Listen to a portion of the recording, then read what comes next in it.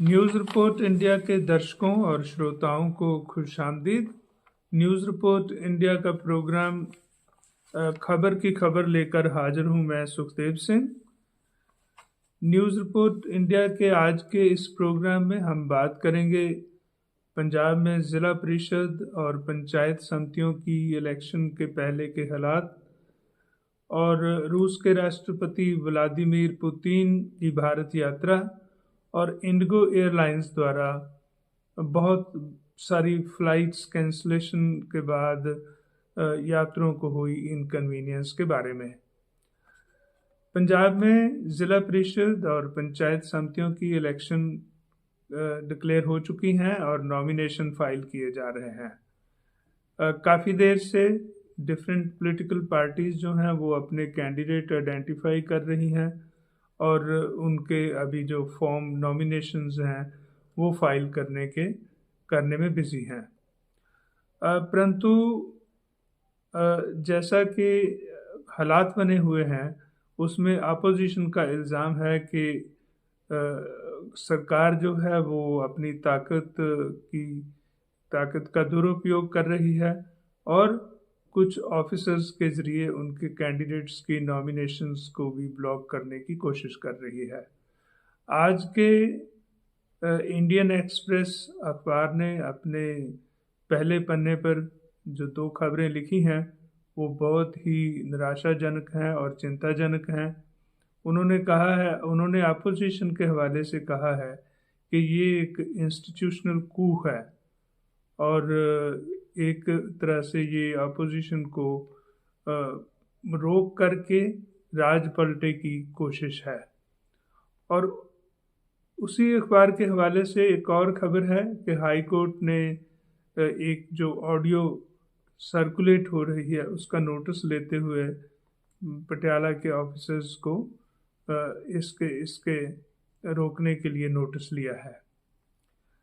इल्ज़ाम के मुताबिक पटियाला के कुछ ऑफिसर्स जो हैं उनकी एक ऑडियो रिकॉर्डिंग से पता चलता है कि वो अपोजिशन के कैंडिडेट्स को नॉमिनेशन फाइल करने से कैसे रोका जाए उसकी कुछ बात कर रहे हैं। ऐसे हालात डेमोक्रेसी के लिए कोई बहुत अच्छे नहीं हैं, ना ही इस स्टेट के लिए अच्छे हैं।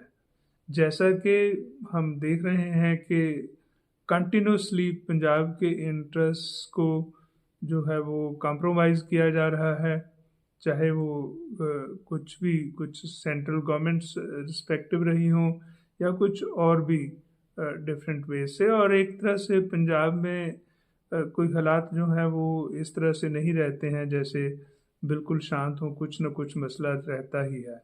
और ऐसे हालात में अगर कोई भी पार्टी या सरकार जो है वो एक अनकॉन्स्टिट्यूशनल या इस तरह का जिसमें बिल्कुल सामने दिखाई हो कि उसके कैंडिडेट्स को डराया जाता है या उनको नॉमिनेशन फाइल करने से रोका जाता है, तो एक मुद्दों पर कोई यूनिटी बनने की उम्मीद नहीं रहती है।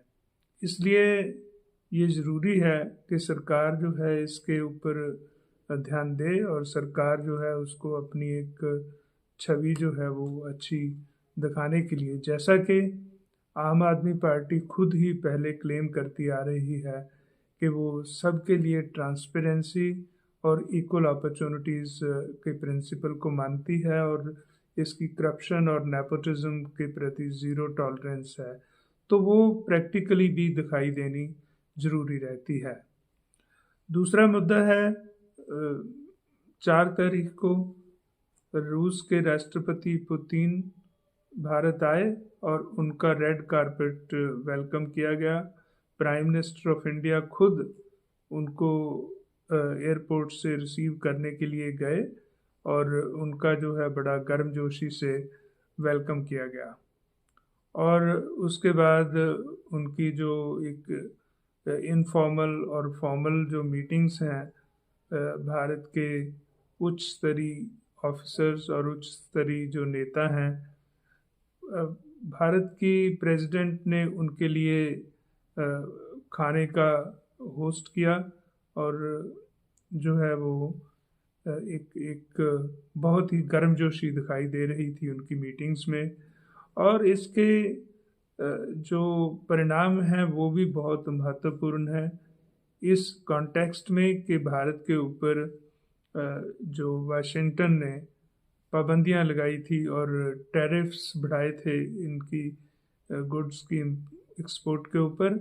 तो उसके देखते हुए ये मीटिंग जो है एक बहुत अहम मीटिंग है बिटवीन द टू कंट्रीज़। और ये जो दोनों कंट्रीज़ में एक मुआहदा है जो प्रिविलेज्ड एंड स्पेशल स्टेटस है दोनों के बीच, उसका उसको आगे बढ़ाने के लिए। और अभी जो कोशिश होगी वो रिलेशंस, बायलैटरल रिलेशंस जो है ट्रेड के, वो उनको बहुत मजबूत करने पर रहेगी। जो फर्स्ट डेप्टी प्राइम मिनिस्टर हैं रशिया के, उन्होंने भारत के जो जो जो कारोबारी लोग हैं उनको कहा है कि वो अपने काउंटर पार्ट्स को रशिया में आइडेंटिफाई करके उनके साथ जो है एक बायलैटरल जो ट्रेड है उसको स्ट्रेंथन करें और इस डायरेक्शन में आगे बढ़ना है। इसके अलावा बहुत सारे कुछ और मुद्दे हैं जो जो डिफेंस डील्स हैं, इकोनॉमिक इश्यूज हैं, और जो रशिया से भारत ऑयल इंपोर्ट करता है उसके बारे में। और इसके अलावा जो है एक सोशियो कल्चरल जो एक रिलेशनशिप है वो भी बिल्ड हुआ है। अभी एक दिल्ली यूनिवर्सिटी और National Research University of Moscow, इन दोनों में एक MOU साइन हुआ है जिसके मुताबिक वो स्पेस लैब जो है उसका जो है उसके ऊपर दोनों मिलकर काम करेंगे। तो ये एक बहुत ही वाइड एंगल्ड और वाइड जो है एक तरह से उनकी विजिट के फलस्वरूप असर पड़ा है। तो इसके काफ़ी दूर तक के जो है संबंध देखे जा रहे हैं और ये 5 ईयर प्लान बनाया गया है 2030 तक। इसको जो है रिलेशंस को जो बेटर करने में, इसके ट्रेड जो है इसको स्ट्रेंथन करने के लिए काम करने की एक योजना बनी है।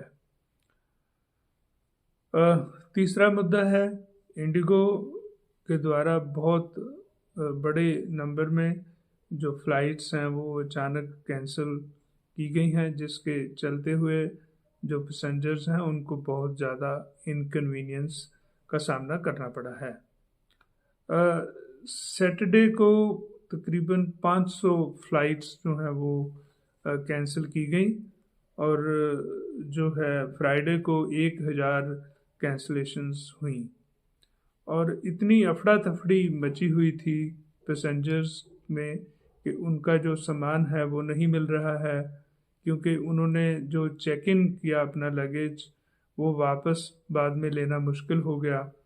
और जो फ़्लाइट्स हैं लोग 2-2 दिन तक एयरपोर्ट पर ही उनको इंतज़ार करना पड़ा और उनको आधा घंटा 1-1 घंटा करके जो लेट होने का टाइम है उसको बढ़ाते रहे, जिससे काफ़ी जगह पर जो है एक तरह से शोर और हल्ला गुल्ला हुआ और प्रोटेस्ट भी, कुछ माइल्ड प्रोटेस्ट भी हुए। एक तो ऐसा भी था कि एक जो गेट है वहाँ से श्रीनगर के लिए फ़्लाइट जानी थी और दूसरे एडजॉइनिंग गेट से जो है गुवाहाटी के लिए फ़्लाइट जानी थी। और गुवाहाटी के पैसेंजर्स तकरीबन पिछले 2 दिन से वहाँ पर इंतज़ार कर रहे थे और उसके बाद जो है श्रीनगर के पैसेंजर्स भी वेट कर रहे थे। तो एक फ़्लाइट जो आई वो श्रीनगर के लिए थी, परंतु उसके बाद जो है एक तरह से दोनों शहरों के यात्रियों के में आपस में ही एक तरह का हंगामे वाली स्थिति हो गई, क्योंकि गुवाहाटी के पैसेंजर्स चाहते थे उनको पहले भेजा जाए क्योंकि वो पहले लंबे समय से वेट कर रहे हैं, और एक तरफ श्रीनगर वाले बोल रहे थे कि वो उनको पहले किया जाए। परंतु जो सिक्योरिटी है और जो एविएशन अथॉरिटीज़ हैं और जो एयरलाइंस के कुछ जो भी अथॉरिटीज़ थी, वो सभी कोई उनके कोई संजीदा और सीरियस किस्म का रेजोल्यूशन की कुछ गुंजाइश दिखाई नहीं दे रही थी।